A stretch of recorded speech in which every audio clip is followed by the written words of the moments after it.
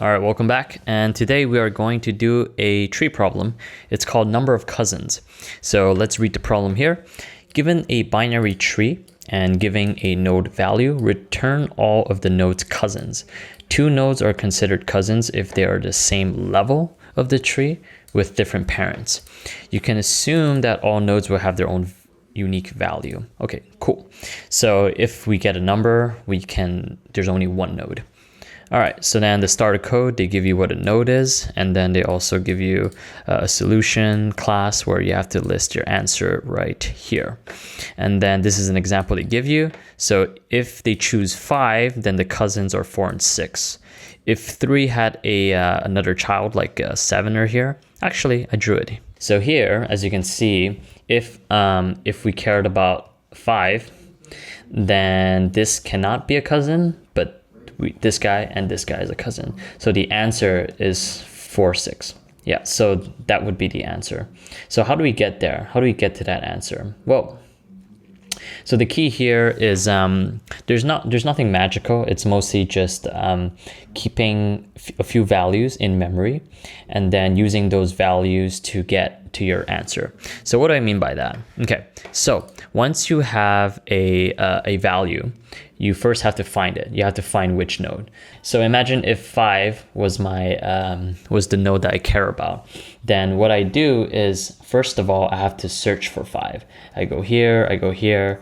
The issue is we can't really do a binary search because this is a binary tree. It's not a binary search tree. So it's not guaranteed that left is smaller than right. So we have to go through the whole tree. So that's, for example, Ovan. And then just find number 5. And then once you get to 5, you have to also keep track of what was the height that you're on. So 0, 1, 2. So then the height would be 2.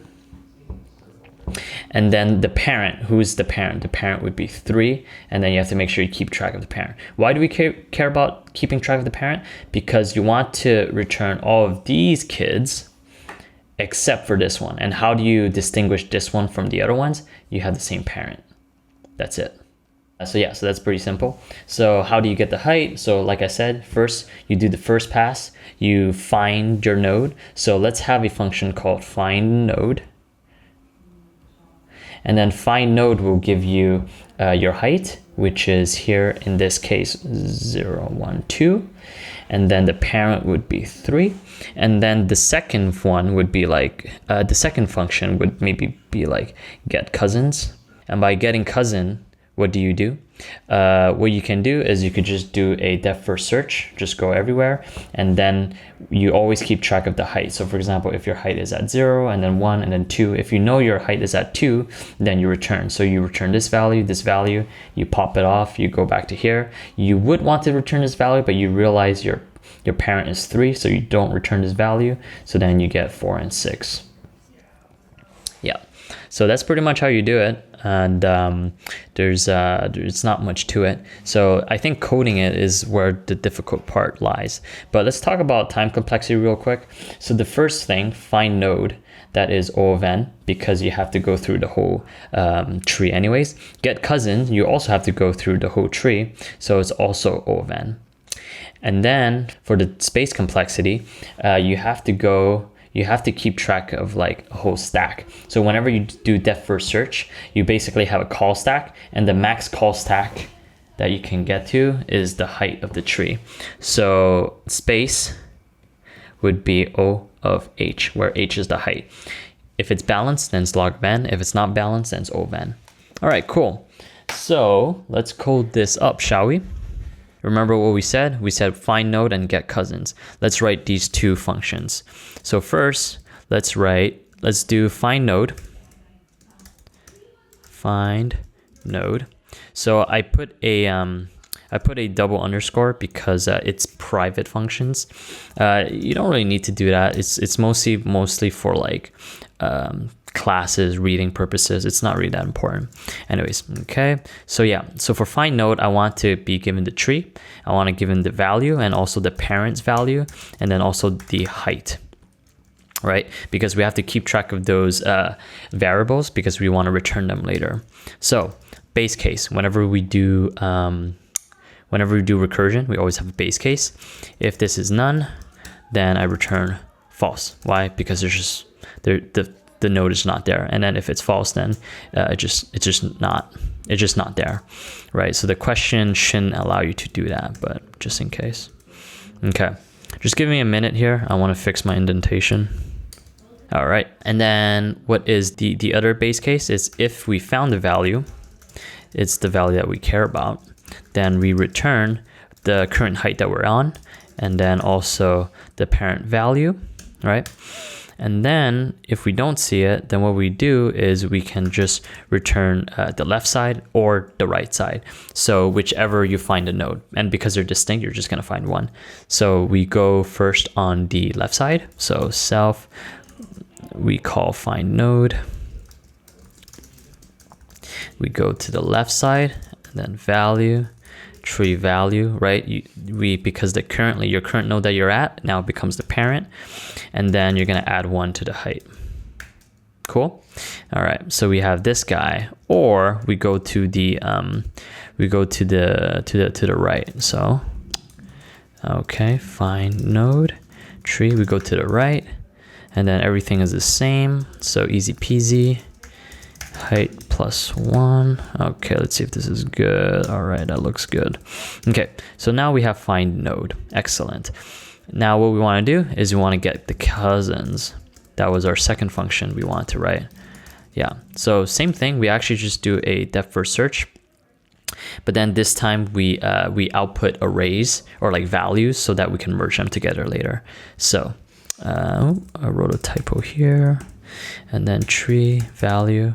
What else do I want? I want also the parent's value, and I also want the height, right? So these guys, yeah, the height will change, but the parent value will stay the same because we have a certain parent value that we care about, which is the parent that we have, and then we want to make sure that the value that we see, their parents, is not this, because if it's that, then it's a sibling, right? And then the height, what we do with the height is we're gonna keep incrementing backwards until it's 0. So once it's 0, we know that it's their cousins or siblings, right? It'll make more sense once I write it out. Okay. So base case. If it's if there's nothing, if we've finished recursing, then it's the tree is none. Or if we actually, or if we're landed on the parent, then we don't need to recurse anymore.